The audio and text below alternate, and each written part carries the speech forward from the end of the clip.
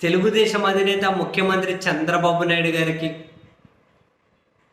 తాను అధికారంలోకి వచ్చిన దగ్గర నుంచి ఎక్కువ కంప్లైంట్స్ వచ్చినటువంటి ఎమ్మెల్యే అండ్ ఆ పేరు ఎక్కువగా వినిపిస్తుంది కొలికపూడి శ్రీనివాసరావు గారు అని. ఆయన వ్యవహార శైలి పార్టీకి తలనొప్పిగా ఉంది అని, అక్కడ తనకి టీడీపీలోని మరో వర్గానికి పడడం లేదు అని. అయితే కొందరి ఒక వ్యూ పాయింట్లో నుంచి వాళ్ళ అభిప్రాయం ఏంటి అంటే, తిరువూరులో పేరుకే ఎస్సీ ఎమ్మెల్యే అని, పెత్తనమంతా కూడా ఉన్నత వర్గాలు అనుకునే వాళ్ళదే జరుగుతోంది అనేది ఒక కంప్లైంట్ ఉంది. కానీ అక్కడ ఆ వర్గాల నుంచి కంప్లైంట్ ఏంటి, కొలికపూడి శ్రీనివాసరావు మమ్మల్ని కేర్ చేయట్లేదు, దేకట్లేదు, ఎట్లంటే అట్లా మాట్లాడుతూ ఉన్నారు. అండ్ ప్రతి దాంట్లో కూడా వాటా కోరుతూ ఉన్నారు, బెదిరిస్తున్నారు, బ్లాక్మెయిల్ చేస్తున్నారు, రకరకాల కంప్లైంట్ వాళ్ళ దగ్గర నుండి. బట్ ఏం జరిగిందో తెలియదు కానీ కొలికపూడి శ్రీనివాసరావు వ్యవహారం అయితే తెలుగుదేశం పార్టీ అధిష్టానం వద్ద రోజు చక్కర్లు కొడుతూనే ఉంది. ఒకరోజు వెళ్ళి మీడియా వాళ్ళు కంప్లైంట్ చేస్తున్నారు, అంటే తెలుగుదేశం ఆస్థాన పత్రికలు. మరోసారి వెళ్ళి తన వర్గం, కొలికపూడి వర్గం చెబుతున్నటువంటి ఆ సోకాల్డ్ అప్పర్ క్యాస్ట్ ఎవరైతే ఉన్నారో, ఉన్నత వర్గాలు అనబడే వాళ్ళు కంప్లైంట్లు చేస్తూ ఉన్నారు.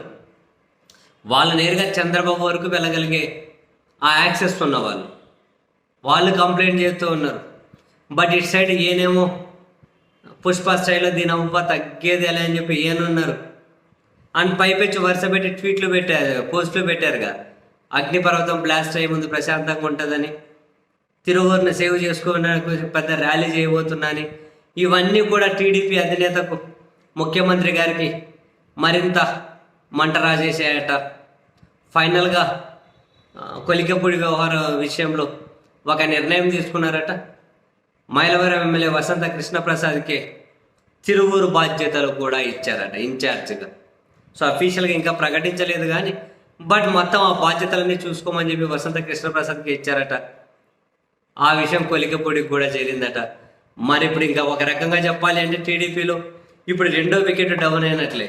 రాసలీల వ్యవహారంలో కోనేటి ఆదిమూలం వికెట్ టీడీపీ నుంచి డౌన్ అయిపోతే ఇప్పుడు ఇంకా ఒక టీడీపీ సిట్టింగ్ ఎమ్మెల్యే ఉన్న చోట ఆయన పక్కకి తెప్పించి ఇంకోరికి ఇన్ఛార్జ్ ఇచ్చారు అంటే ఈ వికెట్ కూడా డౌన్ అయిపోయినట్లే.